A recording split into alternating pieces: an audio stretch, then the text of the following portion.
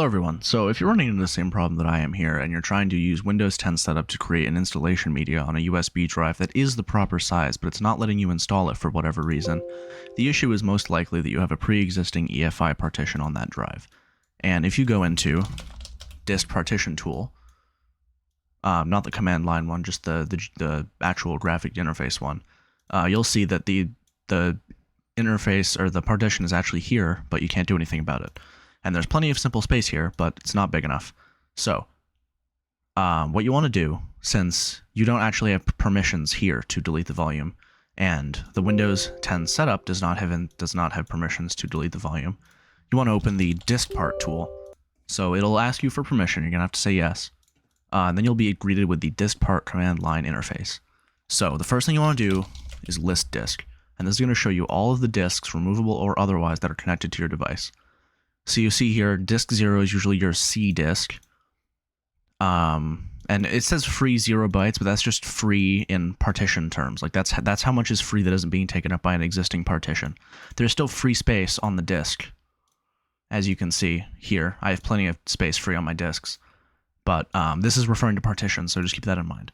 So disk 4 is the removable disk that I'm talking about. I can see that because in total it's 7,788 megabytes, which is about 7.7 gigabytes. So what you want to do is select disk 4, or whatever disk is the removable disk for you. It depends on how many disks you have. Usually it's the last one, but I'm not going to rely on that. Now, once you have that selected, you're going to type list part, and that's going to list all of the existing partitions on that disk. So if we go back to the Create and Format Hard Disk Partitions menu, you're going to see that there's plenty of unallocated space. So there is actually plenty of unallocated space on the drive, you can see. It's free. But that little EFI partition, which is a boot partition, is the one that we're concerned about. So we're going to want to go ahead and select part 1. Now that that's selected, you want to absolutely make sure, even before this step, that that is the one you actually want to go ahead and delete.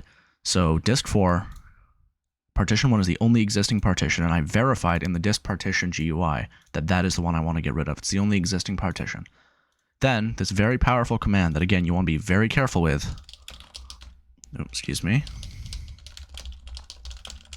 delete partition override.